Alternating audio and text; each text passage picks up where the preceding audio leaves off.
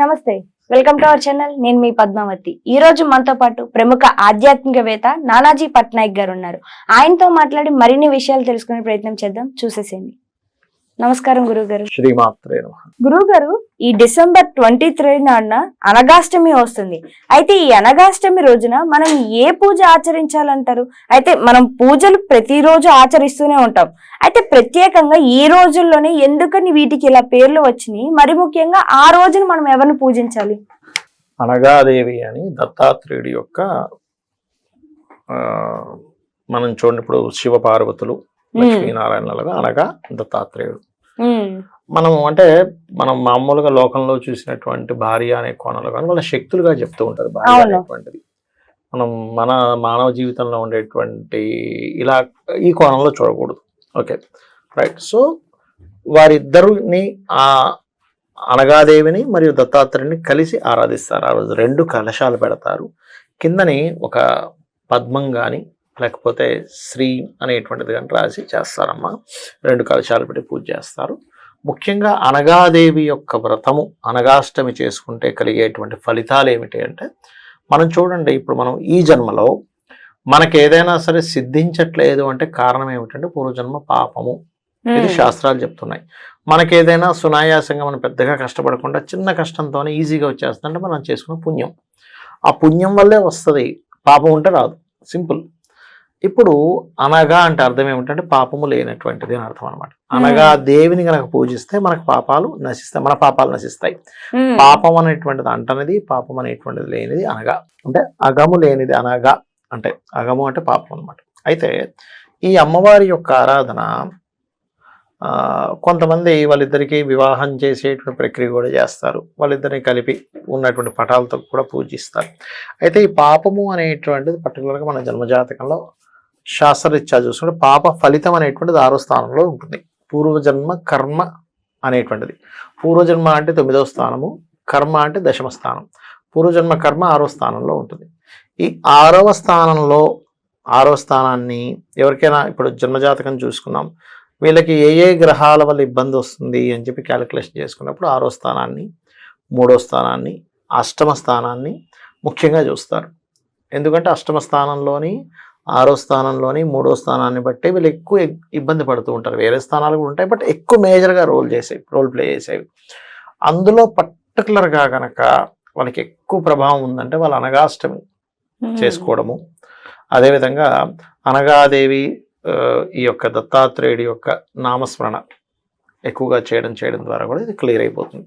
దీంతో పాటు 3, 6, 8 స్థానాల్లో ఏమైనా పాపగ్రహాలు ఉంటే ఆ గ్రహాలకు సంబంధించిన దానము చేయాలి.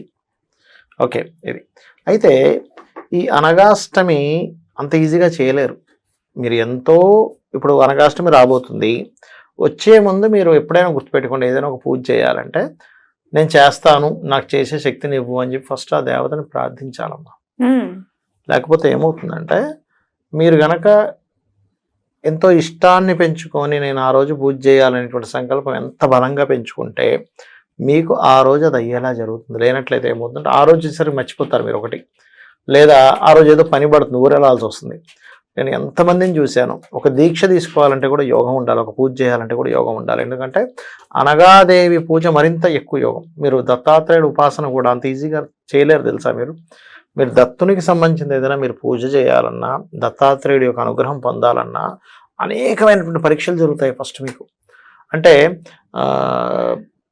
ఎట్లాంటి పరీక్షలు జరుగుతాయంటే మీకు దత్త చరిత్రలో కూడా మీకు కనబడుతూ ఉంటుంది. అతను ఒక పిశాచంలాగా ఒక వ్యక్తి ఉంటాడు. ఒక బ్రాహ్మణుడి ప్రత్యక్షం అవుతాడు. ఆయన రోజు ఆయన చేసినటువంటి సంధ్యావందనాది పూజలకు సంబంధించింది, అదేవిధంగా కొంత ఫుడ్ని ఒక దగ్గర అట్లా పెడుతూ ఉంటాడు. అదొక పిశాచం తిని అతని చేతితో పెట్టిన ఫుడ్ వల్ల అతని కర్మ తొలగిపోయి రూపం దాల్చి కనబడుతుంది ఆ బ్రాహ్మణుడికి. కనబడి నేను నీకు వరం ఇస్తాను, ఏం కావాలంటే నేను భయపడతాడు. లేదు నువ్వు భయపడకు, నేను నీకు ఏదైనా చేసి పెట్టాలి, నీ వల్ల నా శాపం తొలగింది అన్నప్పుడు, అయితే ఈయన దత్త ఉపాసకుడు ఉంటాడు. ఈయన స్వామి నాకు దత్తాత్రేయ ఉపాసన, నాకు దత్తాత్రేయుడు కనబడేలా చేయమని చెప్పని అడగడం జరుగుతుంది. అడగడం జరిగినప్పుడు పర్టికులర్గా ఏంటంటే ఇక్కడ ఆ దత్తాత్రేయుడు ఏదైతే ఉందో అతను 2 సార్లు చూపిస్తాడు. ఆ పిశాచంగా ఉండేటువంటి అతను చూపించినప్పుడు ఫస్ట్ టైం చూపించినప్పుడు అక్కడ ఉన్నట్టు చూడు ఆయన అనగానే ఆయన మొత్తం ఇలా తాగిన డ్రింక్ చేసినటువంటి దాంట్లో వచ్చి చూసేసరికి అయ్యి బాబాయ్ అని హడలిపోతాడు. అట్లా 2 సార్లు, ఒకసారి కాటకాపరి గాను, ఒకసారి బాగా తాగుబోతు గాను అయినప్పుడు అమ్మో నేను వెళ్ళలేకపోతున్నాను ఆయన దగ్గర కంటే, లేదు ఆయన అట్లాగే ఉంటారు, మీరు ఎలాగున్నా సరే మీరు పట్టుకోవాలన్నప్పుడు అప్పుడు 3వసారి ఆయనకు వెళ్ళి పట్టుకున్నప్పుడు అప్పుడు కూడా ఇంకో రూపంలోనే ఉంటాడు దత్తాత్రేయుడు. అప్పుడు పట్టుకున్నప్పుడు అప్పుడు ఆయన పాదాలు వదిలిపెట్టాడు. స్వామి నాకు తెలుసు నువ్వే అని నాకు తెలుసు అని పట్టుకున్నప్పుడు అప్పుడు ఇతనికి స్వరూపాన్ని చూపిస్తాడు దత్తాత్రేయుడు. అలాగే ఆ స్టోరీలో అది ఫిజికల్గా చూపించాడు, కానీ ఇక్కడ ఏమవుతుంది అంటే ఎవరైనా దత్తాత్రేయుడు ఆరాధన చేయాలన్నా అనగాష్టమి చేసుకునేటప్పుడు అది తెలియకుండానే మనకి కొన్ని నెగటివ్ సిమ్టమ్స్ కనిపిస్తుంటాయి.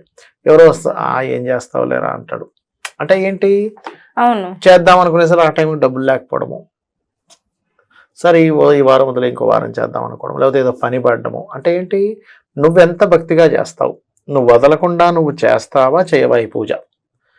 అలాంటి పరీక్షలు డైరెక్ట్గా దత్తాత్రేయుడు పెట్టడం గుర్తుపెట్టుకోండి. ఆ పరివారం ఉంటుంది, ప్రతి దేవతకు కొంతమంది పరివారం ఉంటుంది.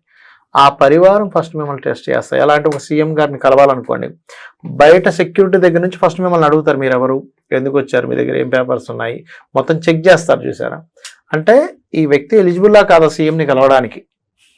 ఈ కింద వాళ్ళు ఓకే అనుకుంటే నేను వెళ్ళి కలవగలడు, డైరెక్ట్ పోయి కలవలేడు, మామూలు మనిషి కదా. అలాగే మనం సీఎం విషయంలో ఇలా ఉంటే మరి దేవత విషయంలో ఎలా ఉంటుంది, ఇంకా ఎక్కువ ఉంటుంది కదా మరి కదా. అందుకని ఎవరైనా సరే ఏదైనా ఒక పూజ చేసేటప్పుడు కానీ, ఏదైనా ఒక జపం తీసుకొని ఒక మంత్రం తీసుకొని జపం చేసేటప్పుడు కానీ అక్కడ ఏం జరుగుతుందంటే ఫస్ట్ మీకు జరిగేవి కొన్ని పరీక్షలు జరుగుతాయి. దాని తర్వాతే మీ యొక్క భక్తిని బట్టి అక్కడ వరకు వెళ్తుంది మీ యొక్క ఇది. దానికంటే ముందంతా కూడా పరివార దేవతలకు సంబంధించినటువంటివే మీకు లీలలు కనబడుతూ ఉంటాయి ఎప్పుడు కూడా. కాబట్టి ఏంటంటే ఎవరైతే సక్సెస్ఫుల్గా చేయగలిగారు అంటే వాళ్ళకి చాలా మటుకు పాపం పోయిందని అర్థం. పాపం పోయింది అంటేనే దత్తుడి యొక్క అనుగ్రహం కలుగుతుంది. దత్తుడి యొక్క అనుగ్రహం అంటే ఏంటంటే దత్తాత్రేయుడు బ్రహ్మ విష్ణు రుద్ర స్వరూపము. అందుకే చూడండి ఆయనకు 6 చేతులు. ఆయన చేతులు, ఒక చేతిలో బ్రహ్మగారికి ఏవి ఉంటాయి, జపమాల కమండలం ఉంటుంది, త్రిశూలం ఉంటుంది శివునికి ఉన్నట్టుగా, చక్రం ఉంటుంది విష్ణుమూర్తికి ఉన్నట్టుగా, శంకు చక్రాలు ఉంటాయి.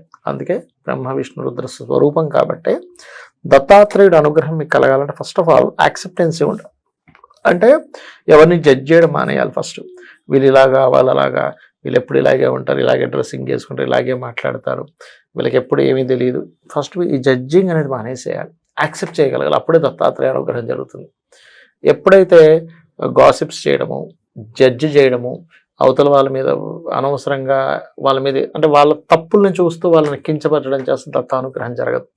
ఎప్పుడు కూడా ఓకే, వాళ్ళ కర్మ కొద్దీ వాళ్ళకున్న జ్ఞానాన్ని బట్టి వాళ్ళున్న సర్కిల్ని బట్టి వాళ్ళు అలా అయ్యారు. ఏదో మిమ్మల్ని ఇంప్రెస్ చేయడానికో మీకోసం వాళ్ళు తయారవ్వలేదు, అట్లా మిమ్మల్ని ఏదో ఇబ్బంది పెట్టాలను వాళ్ళు అట్లా తయారయ్యారు. ఉన్నదాన్ని ఉన్నట్టుగా యాక్సెప్ట్ చేయగలగాలి. ఒక ఫ్లవర్ ఉందమ్మా, మందారం ఉంది, ఇదేంటి రెడ్గా ఉంది, వైట్గా ఉంటే బాగుంది అనుకుంటామా మనం. ఓ బ్లాక్ రోజ్ ఉంటుంది, ఇదేంటి బ్లాక్ రోజ్ ఉంది, ఏంటిది రెడ్ రోజ్ బాగుంటుంది అనుకో. దీన్ని యాక్సెప్ట్ చేస్తాం. ఉన్నదాన్ని యాక్సెప్ట్ ఎలా చేస్తామో ప్రకృతిని, మనుషుల్ని కూడా ఉన్నదాన్ని యాక్సెప్ట్ చేయగలగాలి. అప్పుడే మీకు దత్తానుగ్రహం కలుగుతుంది. మీరు ఎప్పుడైతే జడ్జి చేసుకుంటూ వెళ్తున్నారో, ఇష్టం లేనట్టుగా ప్రవర్తిస్తున్నారో, అవతల వాళ్ళ లోపాలని మనం ఎత్తి చూపుతున్నామో అస్సలు దత్తానుగ్రహం అస్సలు కలగదు. హ్యాపీగా ఉండగలగాలి. ప్రతి ఒక్కళ్ళు పాజిటివ్ని వెతుక్కోగలగాలి. 100 నెగిటివ్లు ఉన్న ఒక్క పాజిటివ్ ఉన్నప్పటికీ ఈయన ఎంత గొప్పవాడండి, పాజిటివ్నెస్ మీరు ఎప్పుడైతే అంటారో అప్పుడే దత్తానుగ్రహం కలుగుతుంది. అదర్వైజ్ అనగాదేవి అనుగ్రహము కలగదు, దత్తానుగ్రహము కలగదు. గుర్తుపెట్టుకోండి. అయితే ముఖ్యంగా నేను మొదట్లో చెప్పినట్టుగా 3వ స్థానం ఫలితాలు వస్తున్నా. 3వ స్థానం ఏంటంటే పర్టికులర్గా మనిషి యొక్క దారిద్రానికి సంకేతం 3వ స్థానం. అక్కడే దారిద్రము ఉంటుంది, పౌరుషము ఉంటుంది, పరాక్రమం ఉంటుంది. ఇవన్నీ 3వ స్థాన సంబంధంగానే ఉంటాయి. అలా ఎప్పుడైతే 3వ స్థాన సంబంధంగా ఇవి ఉన్నాయో, దత్తుడిది కనుక ఎవరైనా జయ గురుదత్త శ్రీ గురుదత్త అనుకుంటూ ఉన్నారో ఖచ్చితంగా ఈ దోషం అనేది పోతుంది. అట్లా 3, 6 కోర్టు కేసు వ్యవహారాలు ఎక్కువగా 6వ స్థానము లేనట్లయితే జూపిటర్ వీనస్ వీటి వల్ల వస్తుంటుంది, లేదా మార్స్ కేతు కాంబినేషన్స్ వల్ల. అప్పుడు కూడా జయ గురుదత్త శ్రీ గురుదత్త అనేటువంటివి కూడా ఈ దోషాలు పోగొడతాయి.